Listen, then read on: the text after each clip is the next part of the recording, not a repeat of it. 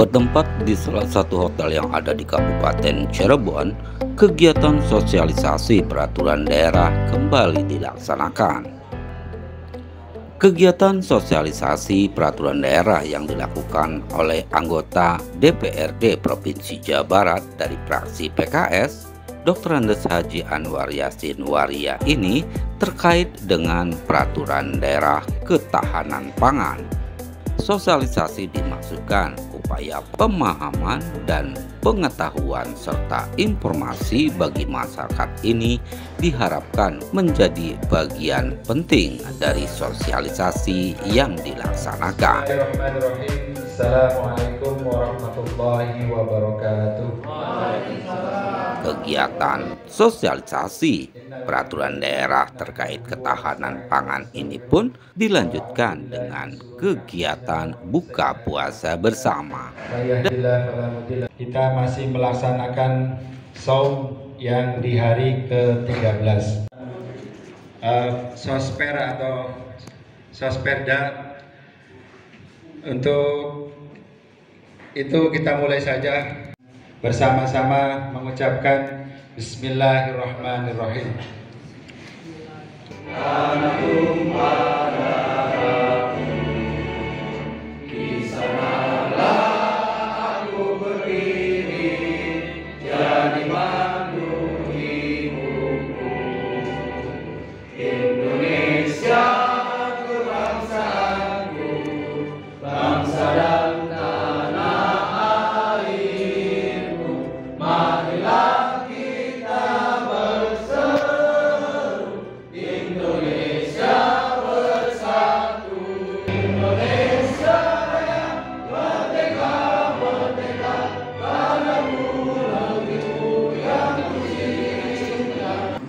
Ustadz Kiai Haji Dr. Andes Anwar Yasin.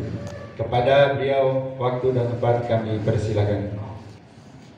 Assalamualaikum warahmatullahi wabarakatuh. Innal hamdalillah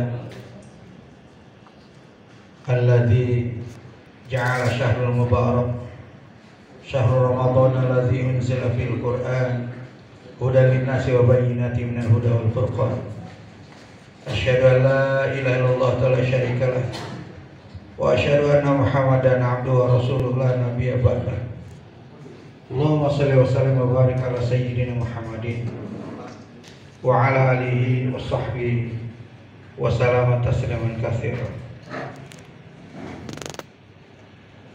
Bapak-bapak, ibu-ibu, para tokoh masyarakat serta para kader sekalian, alhamdulillah kita bersyukur kepada Allah SWT hari ini dipertemukan di tempat yang insya Allah cukup memuaskan ya.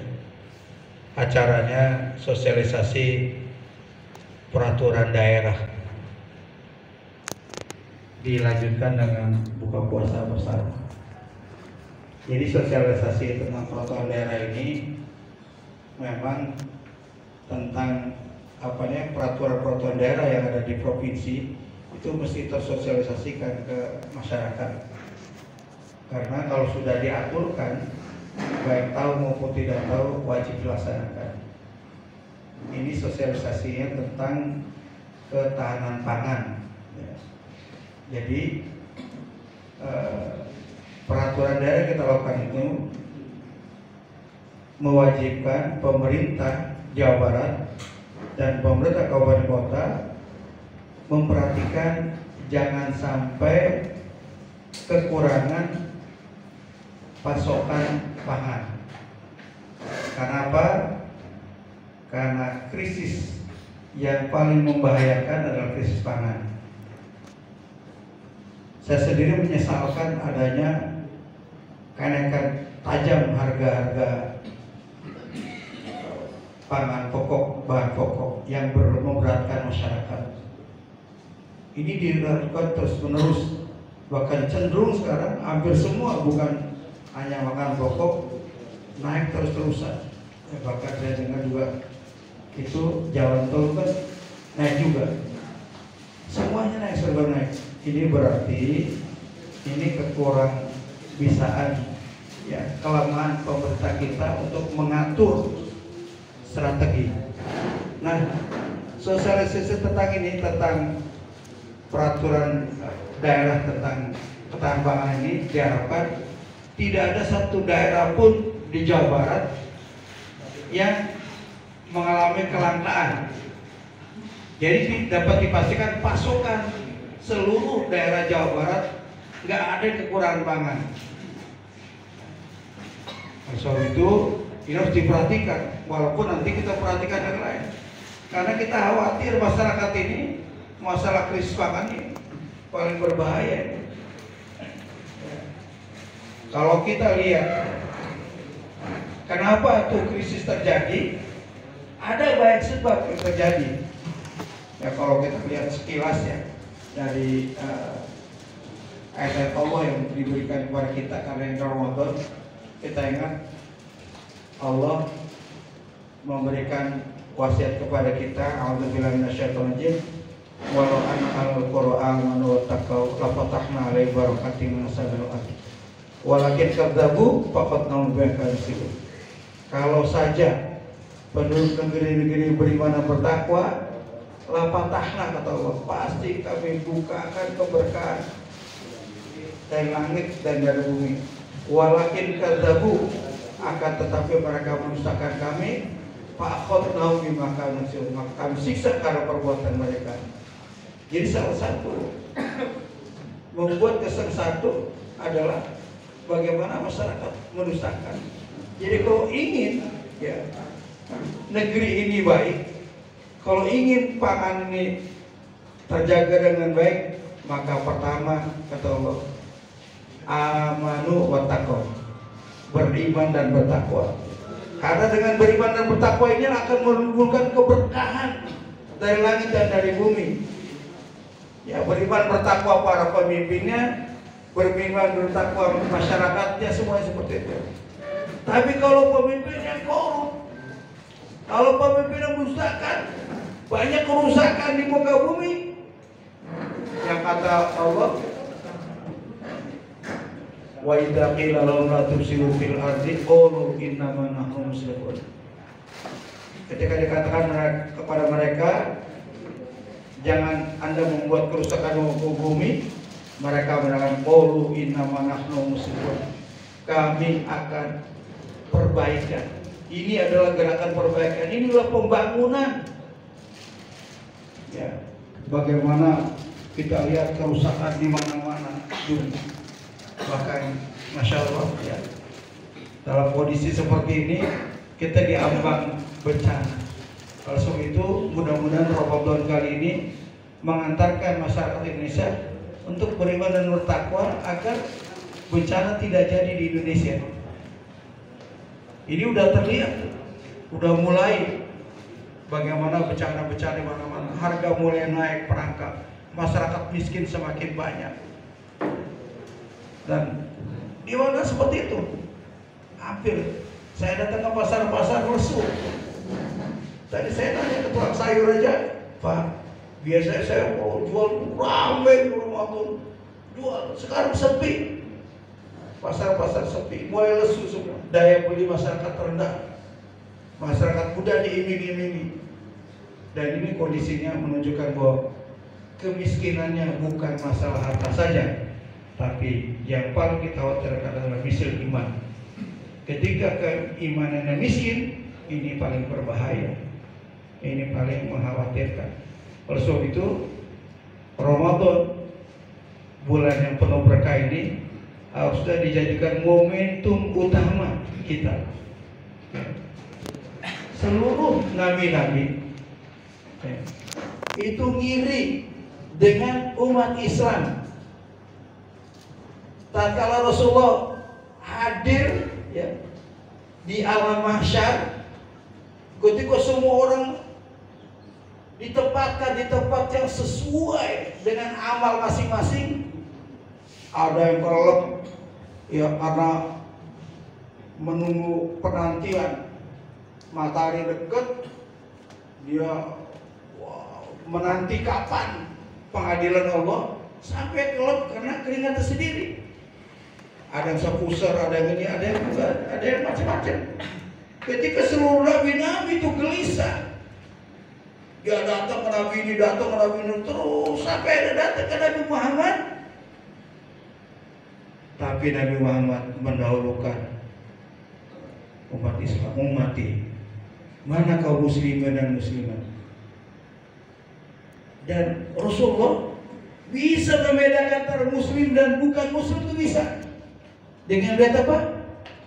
Ngelihat bekas wudhu. Cahaya bekas wudhu itu muka, tangan, apa kelihatan, rambut, kepala. Jadi jangan sayang-sayang.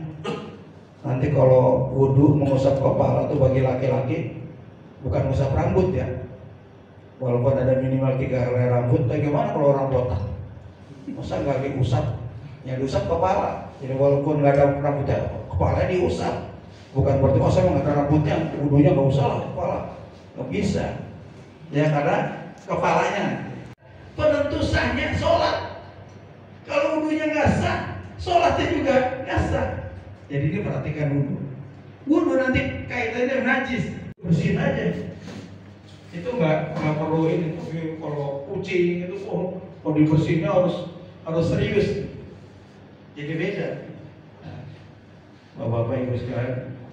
Jadi ternyata Ramadan ini yang diirikan oleh kaum nabi-nabi kepada nabi kita, karena bagaimana di Ramadan, dengan hadir Ramadan umat Islam bisa pahala lebih banyak daripada orang-orang agama lain yang dulu-dulu itu umurnya panjang, amalnya tidak sebanyak amal orang Islam.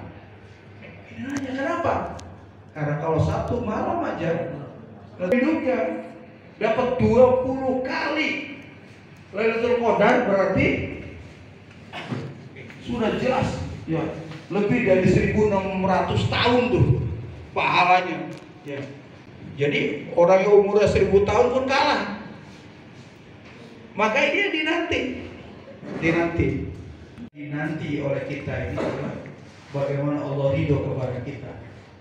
Bukan cuma kita mengharapkan hanya surga. Memang surga bagian dari Allah. Maka yang kuncinya adalah bagaimana ridho Allah kepada kita. Ini yang diutamakan. Ya alhamdulillah, Allah bina apa yang datang kepada kita ridho dengan apa yang kita dapatkan. Kita wajar nyesel, kenapa kita lahir di Cirebon, kenapa kulit kita hitam, udah ridho aja ya. Terus tidur dengan apa yang harus kita lakukan ya. Contoh di dunia ya, orang paling ridho selain Rasulullah adalah Abu Bakar Siddiq. Makanya kata Rasulullah, kalau seandainya seluruh dunia ini amalnya timbang sama amalnya Abu Bakar, masih beratan amal Abu Bakar. Oleh sebab itu Abu Bakar dapat As-Siddiq. Betul-betul ya.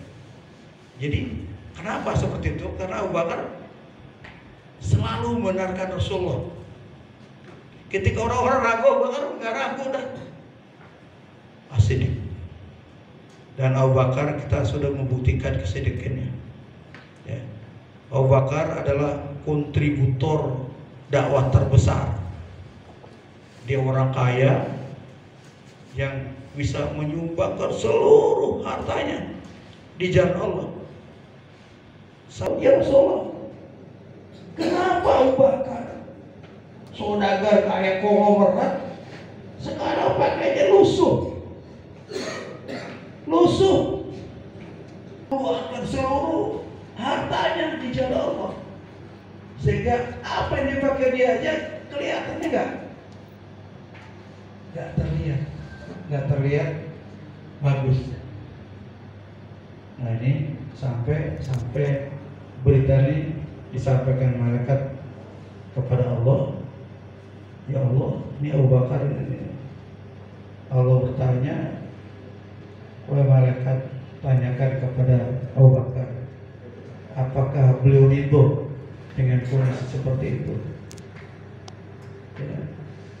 ketika ditanyakan lewat Rasulullah, Abu Bakar menyatakan, Abu Bakar menangis, kata Abu Bakar, saya ridho dan apa yang saya lakukan. Kemudian Allah mendapatkan sampaikan salam. Jadi orang yang langsung dapat salam dari Allah itu Abu Bakar. Kita berdakwah, kita bersedekah, kita berjuang, semua dicatat oleh Allah Subhanahu wa taala.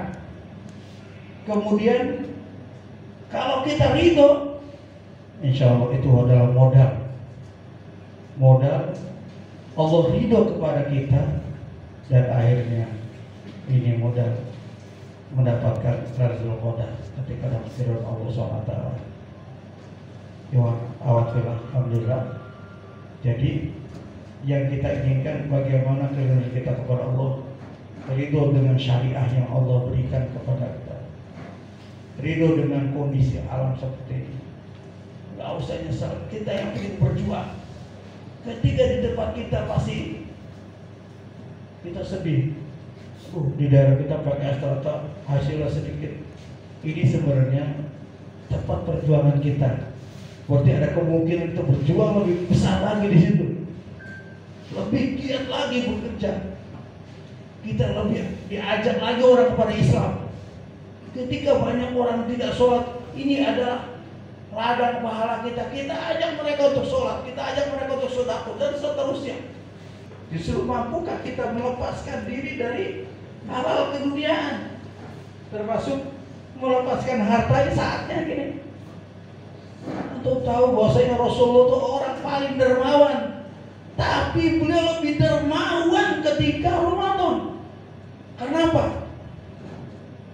Dia ingin amalnya dilipat gandakan saat ketemu dengan malaikat Jibril. Masya Allah. Di Ramadan ini justru kesempatan kita, kesempatan bertobat, kesempatan beramal, menyempurnakan ibadah dan seterusnya.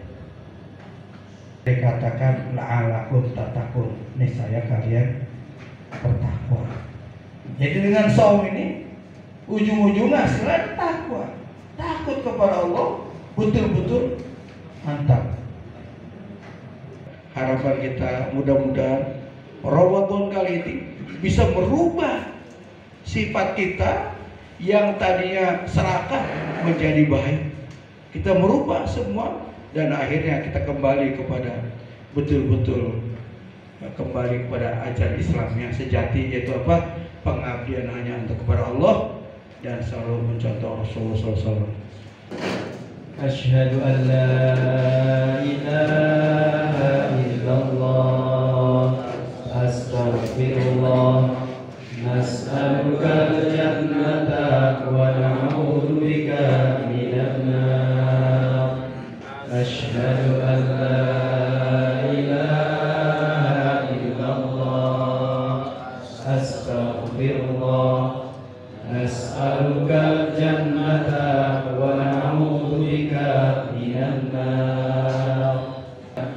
Allahumma innaka 'afuwun tuhibbul 'afwa fa'fu 'anna. Dari kegiatan sosialisasi ketahanan pangan, tim Liputan melaporkan.